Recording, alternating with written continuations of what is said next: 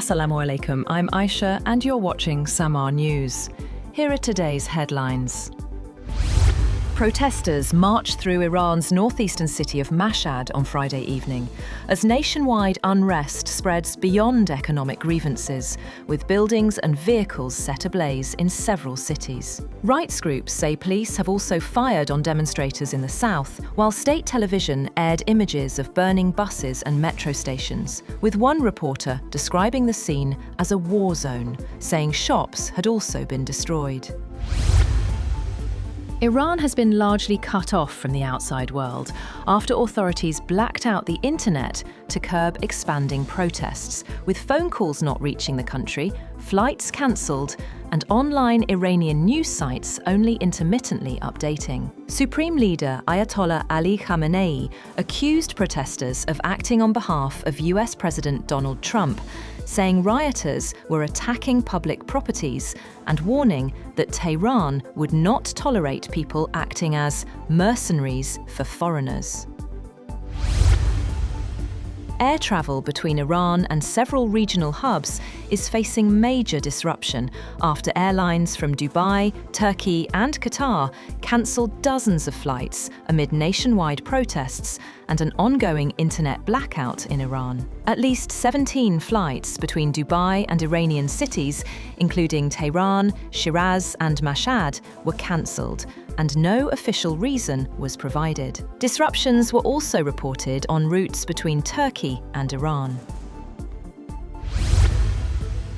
US President Donald Trump says he would not be appropriate at this stage for him to meet with Reza Pahlavi, Iran's self-proclaimed crown prince, amid ongoing protests and political instability in the country. Trump described Pahlavi, son of Iran's last Shah, as a nice person, but emphasized that a formal meeting would not be suitable for a sitting US president. He added, "I think that we should let everybody go out there and see who emerges," signaling a cautious approach toward Iran's fragmented opposition. US President Donald Trump has said that he has cancelled a second wave of attacks on Venezuela following cooperation from the South American nation. The president said that Venezuela was releasing a large number of political prisoners as a sign of seeking peace, following last week's dramatic US military operation that resulted in the capture of President Nicolás Maduro. Two prominent Venezuelan opposition figures were freed as part of a prisoner release that the government described as a gesture toward national unity and peaceful coexistence, local rights group Foro Penal and journalists reported. Politician Enrique Marquez, 62, who supported opposition candidate Edmundo González in the 2024 election, and Biagio Pilieri, an opposition party leader and lawmaker critical of the government, were among those released. Spain's foreign ministry also confirmed the release of 5 Spanish citizens, including Venezuelan Spanish human rights activist Rocío San Miguel, who had been detained since February 2024. Government officials said the move aims to promote national unity, but hundreds of political prisoners remain detained across the country.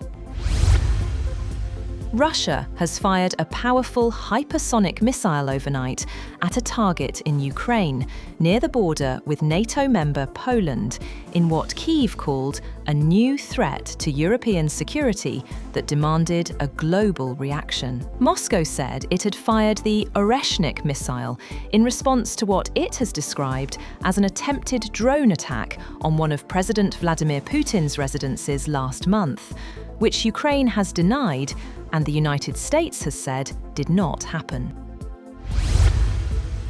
Meanwhile, Ukraine's domestic security service says Russia's overnight strike on the western Lviv region will be investigated as a war crime. The SBU said an Oreshnik missile was used, targeting critical infrastructure near Ukraine's border with the European Union as harsh weather set in.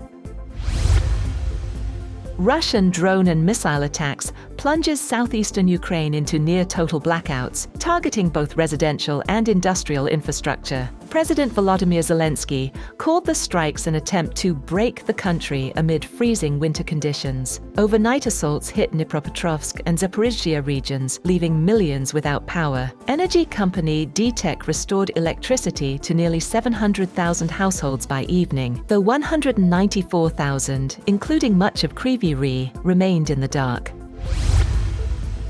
Israeli attacks across Gaza kill at least 14 Palestinians, including 5 children. 4 people were killed when Israeli fire hit tents for displaced families in Al-Mawasi, southern Gaza, and 4 others in the Zaytun neighborhood of Gaza City. An 11-year-old girl, Hamza Husu, died in Jabalia after Israeli shelling, her uncle said. The Popular Front for the Liberation of Palestine, PFLP, condemned the attacks as a war crime, accusing Israel of trying to make Gaza unlivable. Since October 11th, the Palestinian Health Ministry reports 425 Palestinians killed and 1,206 wounded, with hundreds of thousands displaced into makeshift tent camps.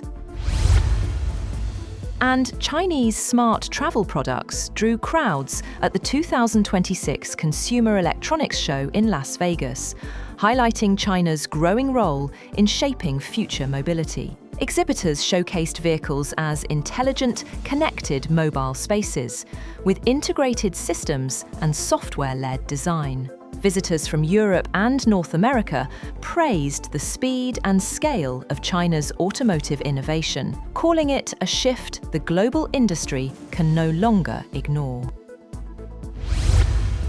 That's all for now. For more updates, visit www.samar.tv. Thank you for watching Samar News.